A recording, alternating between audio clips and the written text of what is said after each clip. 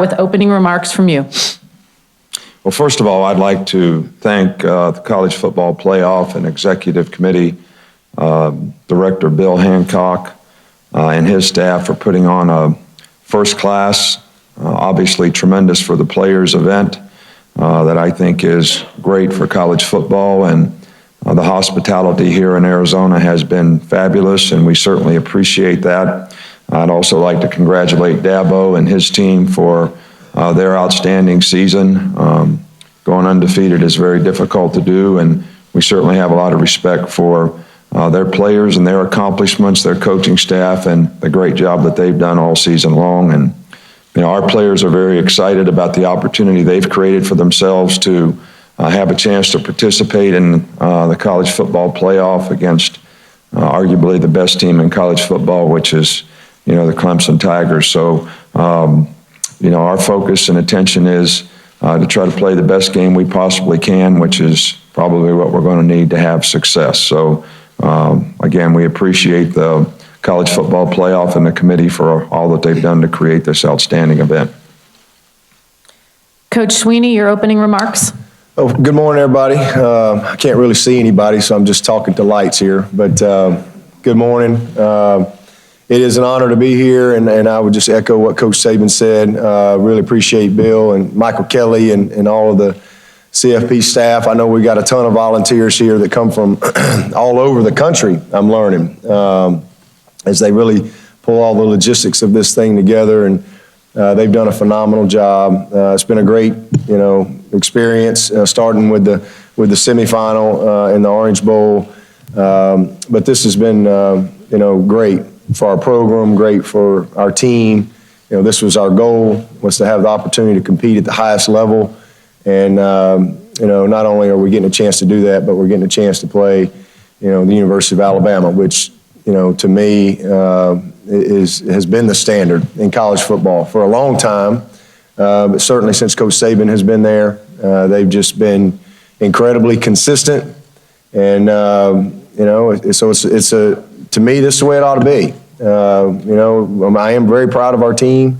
To go 14-0 is really difficult to do. And for these guys to rise up and accept every challenge and get themselves ready each and every week is a great compliment to our team. But same thing to Alabama. For them to win their league and put another year together like they have, and their fourth national championship appearance in 7 years, can't congratulate them enough. So we're excited about it, looking forward to it, and won't be long now.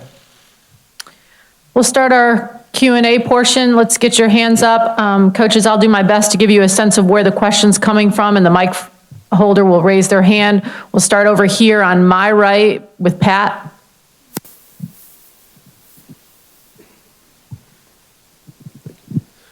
Pat 40 from Yahoo Sports. For you, Nick, if you could just comment on what your analysts do and maybe the evolution of support staff over your career.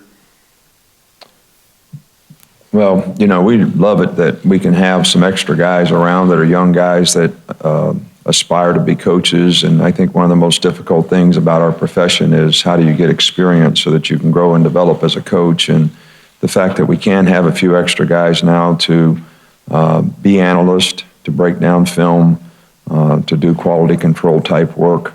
I think, as an entry level that is beneficial to some guys that can move on maybe to be graduate assistants, get on the field and get some coaching experience. And regardless of where they need to start professionally, I think this is a great thing for our profession to be able to help develop coaches. And I think those guys now have created a role and a niche for themselves that's very important to every program because we all depend on them. We're going to go in the middle back to Dennis. For both coaches, Dennis Dodd, CBS Sports. How does your team physically, mentally, and stamina-wise going into a 15th game? And can you imagine having to play one more to win a national championship? Well, I think we're in as good a shape as you can be. I think the schedule has set up well for us to. We finished the season playing 10 in a row, And, the last stretch of that was a challenge because, this is obviously a physical game and it's mentally taxing and the balance of school and all those things, mount up. But, our guys did as good a job as they could handling that. We had the extra game with the championship game, but I thought, we managed things well, getting ready for the bowl game. We were able to really get our team physically and mentally and emotionally kind of, geared back up. And I think the timing of this has been excellent because it's almost like we got ready for the opener again because you had a little more time than you normally do. And this is kind of the next game from a prep standpoint. Had a couple extra days. But I think it's good as it can be. But it certainly is a long season, and our guys are ready to go. Well, I think that, as a coach, you certainly acknowledge the fact that your players are going into the 15th game of the season, and I think you have to respect that, in every way. And you try to get people not to focus on necessarily how they feel, but to make decisions about what they need to do to continue to play well. After coaching in the NFL where you play a 16-game season, if you get in the playoffs at 17, 18 games, whatever, I think that, you kind of try to get the players to focus on doing the things that they need to do to accomplish their goals and not focus so much on how they feel because I do think it's a long season for them. They are young players, but our guys have done a really good job of sort of using the rest time that they have. That when we are, practicing and preparing, their focus has been good. We're going to stay in the back center of the room. Kirk Bowles from the Austin American-Statesman for Dabo.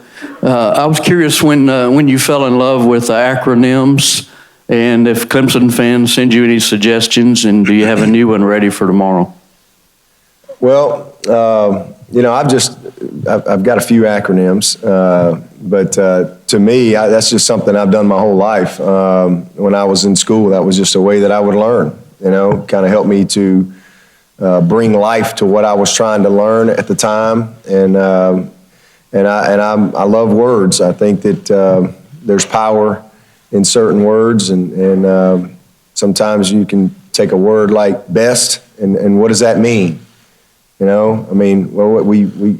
then I'll kind of bring it to life, and I'll define it for the team sometimes with an acronym, and that's it. But I don't have anything new for this one. We're going to stay over to your left, coaches, in the second row. Coach Swinney, Cecil Hurt from the Tuscaloosa News. You went through this as a player, at least certainly a comparable situation in which you were really more of an underdog against Miami than Clemson's a slight underdog, I guess, tomorrow. But what, in the build up to that, when you were in New Orleans, anything you learned, anything that carries over to this preparation? Well, I think the biggest thing is you just can't, that stuff really doesn't matter. I mean, it's truly how you play the game, and how you play the game is a direct reflection of how you prepare, how you think. That's really what matters. And that particular team that year, I think one of the things that I thought gave us an edge, we were, I think, about a 13 or 13 and a half point underdog going into that game. But that was the first year that we had the SEC championship. And I remember it vividly because Coach Stallings was not happy because, I guess we were 11-0 at the time. We played 11 games.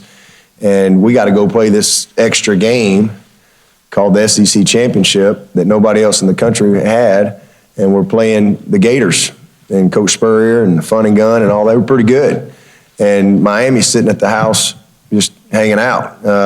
Number one team in the country and Heisman Trophy winner. But I really thought that game gave us a little bit of an edge because of how we had to get ready again. And then you win that game, and you are 12-0, and you just beat Florida. I thought it just kind of solidified that mentality of, let's get this done. And I thought our week of preparation in New Orleans was tremendous, and we just didn't get distracted by all the stuff this really doesn't pertain to how you play the game, And we had a great plan. We executed the plan very well. And that's really what it comes down to. All that. There was two great teams, and it's always about the same things. It's turnovers, it's winning your individual matchups, it's big plays and special teams. I mean, these are the same thing tomorrow night. These are two great teams that have, they weren't picked to be here. They earned their way here, and it'll come down to those same things. Very small margin for error.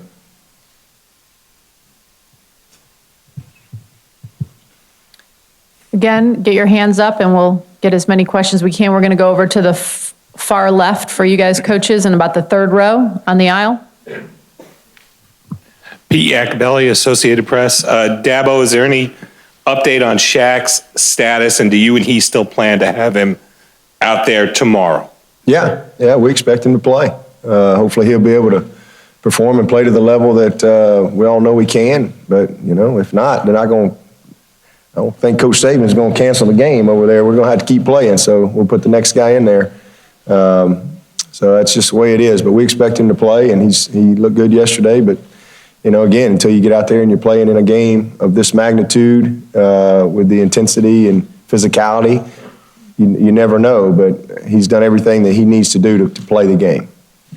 Middle section to your right, Ivan. Ivan Mazel, ESPN.com. Dabo, I don't know whether you hear from your college teammates under normal circumstances. Are you blocking their calls? What sort of reaction are you getting from them?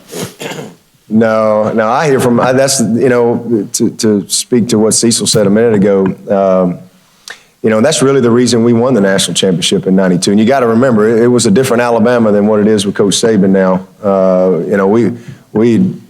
It's been a long time since Alabama had won a national championship. Been since the '70s when we won it in '92. So that was like an eternity for Alabama. And but our team had such a great, respect and appreciation for one another. We had a great chemistry and leadership, and guys really loved one another. And the reason that we won the national championship in '92 is still alive and well today. And that's the relationships that we had as a team.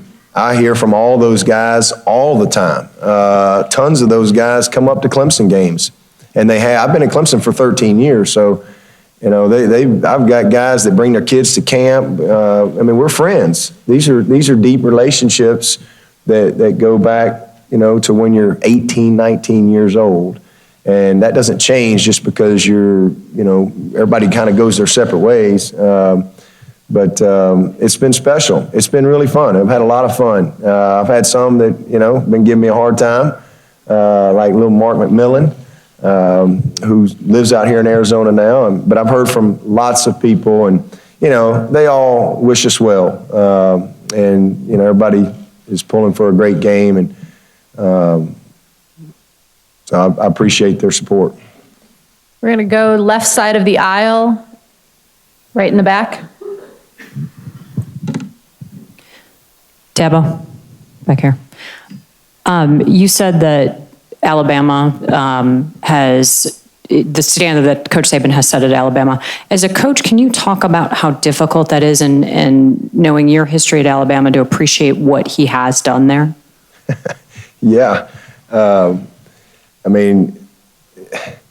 It's incredible. Coach Saban and what he's done. He's one of the greatest coaches that's ever coached the game. Regardless of what happens to Monday night, you can't argue that. He's already won 4 national championships. This is the first one I've sniffed as a coach, and he's going for his 5th. It's incredible. And it's one thing, people sometimes will say, well, anybody can go win at Alabama. Well, no, that's not the case. Not everybody can coach a great team. Not everybody can coach a great player. And I think that he has a gift to be able to do that. But, you have to be able to recruit consistently at this level. And you got to be able to put a staff together and build that. And so you have to have a vision for what you want to do, articulate that vision, have your core values, and I think he's done a great job in instilling that. at the University of Alabama, and the consistency is unprecedented. I mean, it's just incredible, especially in today's time.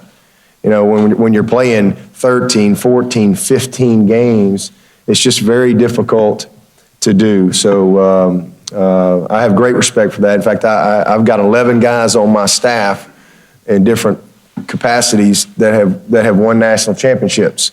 And I kind of, you know, talked to them and got them all up in front of the team. And, you know, you take a guy like Dan Brooks, for example.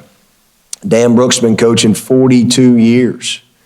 And he's coached at Florida and Tennessee and North Carolina and Clemson. This guy's been at some great programs, and he's got one national championship. It's really hard to do. And if you look around, I don't know, maybe there's probably only 34, 35, maybe 36 programs that have ever won a national championship in the history of college football. So you know, I think it's amazing what they've done, but that's why they're the University of Alabama. And I have all the respect in the world for what they're doing. That's what we want to become as a program. You know, we want to be a program that is competing at this level on a consistent basis. And I think to do that, you've got to be a top 10, top 15 type program year in and year out. And that's the thing that I'm most proud of with our program, because, you know, only us in Alabama have had 5, 10+ win seasons in a row. So that's the type of consistency that you have to have, and the culture that you have to establish in your program to have the opportunity. And so, you know, this is a culmination of 7 years of a lot of consistency. And, you know, hopefully this won't be our first time. Hopefully we can be back. I don't know if we can make it 4 out of the next 7 years, but it won't be for a lack of effort. Again, please raise your hands.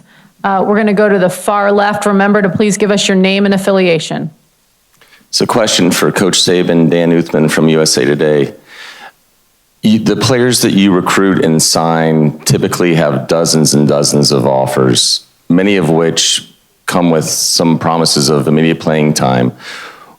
What do you tell players who maybe come to expect maybe an offer with playing time? What do you tell them to have them buy into Alabama, where there's a potential they could sit, you know, 1 or more years? Well, we've had a significant number of players play early in their career and make an impact as freshmen. I think probably 4 or 5 a year, and certainly we had 3 or 4 on this year's team that have done an outstanding job. And I think we try to create and tell everyone that they're going to get an opportunity to play. And I think one of the things that sort of gets created now in recruiting and college football, because of all the recruiting services and 5-star, 4-star, and all this, is an expectation that every young man has, which, you know, sometimes can be a little bit unrealistic. Maybe if you look at football is really a developmental game. So sometimes guys are changing positions. Sometimes they're playing positions where time and development is critical to them being able to be successful at that position. And every player is different. So we try to get our guys to focus on, you know, what do I need to do to be a complete player at my position, and focus on the development of what they need to do, and possibly, you know, where can I be the best player 3 years from now? May have more value. Where can I develop to be the most successful person? Where do I have the best opportunity to get an education and develop a career off the field? And my development as a player will be evaluated, really, if I want to develop a career as a football player, more after 3 years than after 1 year. So those are the things that we try to emphasize to players. I think, you know, guys going to college, we care about the person first and their development. And hopefully our program is something that will help them be more successful in life for having been involved in the program. And they'll learn some of the things that are critical to being successful, and get an education, develop a career off the field. They all have a lot more days ahead of them where they're not going to play football than when they are. And you know, the fact that we have 29 guys in this game that already have degrees and have one of the highest graduation rates in the country, I think is something that I'm proud of, as well as, you know, the success that our players have had on the field. Next question, right here in the very front to our right. This is a question for Dabo. Karen Kraus from the New York Times. Like Coach Saban just said, developing the person. You spoke yesterday about the results don't mean as much to you as seeing the maturity of players. Was there someone from your early years as a head coach who's come back and let you know how much the lessons you tried to impart meant? One or two people that it's really meant a lot to you to see them come back and show that maturity? Oh, that's the best part of coaching. And it's just, you love to see guys develop into good players, but the transformation that they make into men and the understanding of, the values that you tried to instill in them through your program is special. I always tell these guys, I don't always like them, but I always love them. Kind of like my kids. And I care more about, I'm going to meet them all when they're 35, Lord willing. And I care more about that meeting when they're 35 than I do how they feel right now. Because that's to me is the true test of a coach, is when you meet that guy at 30 and 35, does he turn and go the other way, or does he come in and hug your neck? When he really knows what life's about, and he's got a family, and he's had, he's had a lot of adversity, and he's been out there in the real world and really understands. Does he have an appreciation for the things that you tried to teach him in that small span, but such a critical time in all these young people's lives? I mean, 4 or 5 years is such a moment. It really is a moment, but it's so critical. And I just take a lot of pride in that. I want to impact these guys' lives, and I've had so many of them, whether it's a guy like Dwayne Allen, who might be the worst freshman I've ever been around in my life. And he's going to be really mad at me. But he was just awful, but he just, and I was an interim when he was redshirt, and then I get the job, and I'm like, you need to leave here because I can't coach you. And you don't want to be coached, and we can't coexist, so you need to go transfer. And that wasn't, he thought he was going to come in there and say, hey, I'm leaving and all this and that, and I'm going to beg. And I'm like, well, listen, Stephanie's office is right down there on the right. She's got your papers ready, and good luck to you. And to see now that he's up for the NFL Man of the Year, and he made a decision. He stayed and he bought in and he changed. And he's a great player in the NFL right now, but that's not what it's about. I've had guys that I've had to dismiss from our program. I just got a letter from a young man named Kenneth Page that first year or so in my program. And as a coach, you never want to do that. That's like the last thing that you want to do. But sometimes, that's just the way it is. And sometimes that's the best way you can help them. And I got an unbelievable letter from a guy named Kenneth Page that I had to dismiss. And it wasn't a pleasant ending. But now he's a youth pastor, and he's out impacting the world. And he wanted me to know how that decision made him a better man and what he learned from that. And so, all of those things are important. But ultimately, as Coach Saban said, if it's not about relationships, if it's not about building men, then I don't care what your record is on the scoreboard, you lose. That's just what I tell my staff all the time. If they leave our program and all they know is how to sack a quarterback, cover a wide out, or run a ball, or throw a ball, or catch a ball, then we lose, and we failed at our job. And that's just my personal opinion, and that goes back to my experiences with my coaches. I mean, Billy Tohill, my high school coach at Pelham, Alabama, and he was the head coach at TCU at one time. I mean, that guy was as tough as they came. And the lessons that I learned from him, the toughness, the belief that he instilled in me as a player, and the same things as I went on to Alabama from Coach Curry and Coach Stallings and Coach McCorvey and on and on and on. My coaches had a huge impact in shaping my life and shaping a path for me and helping me become a good dad and a good husband, and now hopefully a coach who loves his players. That's what it's all about to me. We're going to stay over here on the far right, about the third row back. Tom Menino, WVTM TV in Birmingham. Nick, this is in all likelihood the last time you and Kirby Smart will be on the same sideline. How will you look back on your relationship with him, and how appropriate would it be to close out with the championship? Well, Kirby's been with me for a long time, all the way back to LSU days, Miami days, and the entire time we've been at Alabama for 9 years. And Kirby has done a fantastic job in every way in terms of relationships with players, developing players, recruiting players, doing a good job of implementing scheme, system, getting people to buy in and believe in. Kirby has done a fantastic job, and I certainly appreciate the fact that he stuck here with us and done a really good job so far, and trying to, finish this year for our players. And I think that's the number one reason that he's here, and I'm sure he's going to be a very, very successful head coach. But these things are inevitable when you have really good assistant coaches that they work hard to aspire to have the next opportunity, and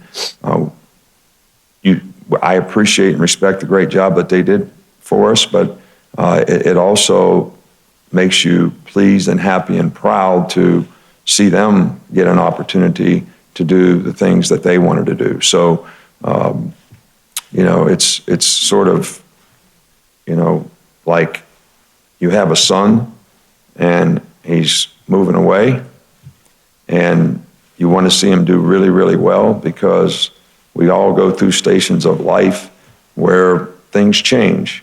So now someone else will have an opportunity. Kirby will have an opportunity. Somebody will have an opportunity to do what he does, and hopefully we can provide a little leadership and guidance that will help them along the way have a chance to be successful. We're going to go all the way over to the far left in the very front row. Yeah, question for Coach Saban, Tony Cornish Jr., WTVY TV in Dothan. Coach, we're talking with a lot of coaches across the country.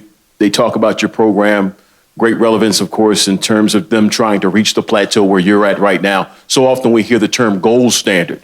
As the leader of that organization called the University of Alabama's football program, talk about the gold standard, what that means to you, what your goals have been as the head coach to reach the highest plateau and to maintain the consistency to stay there over the years. Well, my goal is to create value for our players. That's always been the goal for me as a coach. And I touched on this before in terms of personal development, thoughts, habits, priorities that are going to help guys make good choices and decisions that will allow them to take advantage of their gifts, which is going to give them a better chance to be successful in their life. How to set a goal, how to understand a process of what you have to do to accomplish a goal, and the discipline it takes to execute that on a day-to-day basis. And getting an education is a big part of that. So that's something that we really, really emphasize, with our players. And we've had success for a number of years being able to do an outstanding job relative to that, so that players are developing careers off the field. We want to help them develop as football players, have a chance to have individual success as a college football player, have team success, have an opportunity to play in games like this, or the playoff game that we had last week, and see if they can develop a career as a football player and play at the next level. And we also, being at the University of Alabama, I think, and the tradition that we have and the number of people who associate with the institution, you can also help guys in terms of career development by using the resources that the institution has. So these are all things that we try to create value for players, which when you have good players and you're able to recruit good players and you do a good job of creating relationships and helping them develop, I think, the end result is you're trying to create value for them, and they are doing a good job on the field to create value for themselves as football players, as well as the program and the team. And that's kind of been what we've tried to do, and that's the standard that we have. I think the result has been only viewed externally as how many games you win, but that's not really the standard that we operate from internally. Have time for just a couple more. We're going to stay over here on our far left. Coach, this question is for Coach Saban, Dwayne Rankin, Montgomery Advertiser. Coach, what has been the final main message that you've given your players going into this game? Is this for me?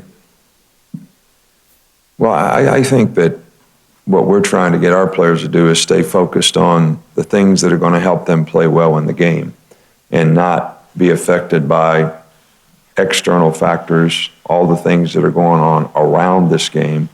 And it's a big game, there's no doubt, for every player that's created an opportunity to play in it on both sides. But you got to focus on the next play and do what you have to do your job to help your team be successful. And I think that's where you want the players to stay focused, and that's the message that we're trying to give them so that they can go out and have the best opportunity to be successful. On the aisle right here. Aaron Brenner from the Charleston Post and Courier. Dabo, you've got a number of juniors weighing their NFL futures. Would you say all of them have handled this whole weight pretty well? And then how quickly do you anticipate much of those decisions? Oh, yeah. And I pretty much know what everybody's going to do already. It's one of the things that I don't like the timing of all that stuff, but it is what it is. So no sense in acting like it's not there. So they're focused on the game. I think all these guys understand that, they have a tremendous opportunity, and they've done a nice job of focusing on getting themselves ready. But I think decisions or announcements or whatever, tweets, whatever they do will be pretty quick when the game is over. Could I make a comment about that? Because I'm going to call Dabo after the game. And last year, after our game against Ohio State, I tried to develop a little energy from college coaches who had players that are in this situation that you just asked him about. And the NFL moved the draft back. I wish they'd move the declare date back. I wish they'd make a rule that says you can't even give a player what his draft status is from the NFL committee until they finish their competition as a college player, so that you don't put them and their family in this situation where there's a big timing issue relative to competition. Now, if you finished your season on December the 6th, you can make a decision. If you're finishing it on January 11th, then you get the information after that, but you have a significant amount of time to make that decision when you finish playing, so you can stay focused on what you need to do to play well, because it benefits all these players to play well in a game. Yeah, there's no doubt. It's a distraction that all of us have to deal with. Obviously, it's just two of us left at this point. You get the grades, and some guys, they didn't get the grade that they want, so they're pouting a little bit and got to pick themselves up. Then you get the guy that gets the grade he wants, and so it's just, I agree. I echo that 100%. It really should be, and when the season is over, whenever that is, and they should hold those things. But that's the system we're dealing with right now. That concludes today's press conference. At this time, if I could keep everybody in the front on the ground.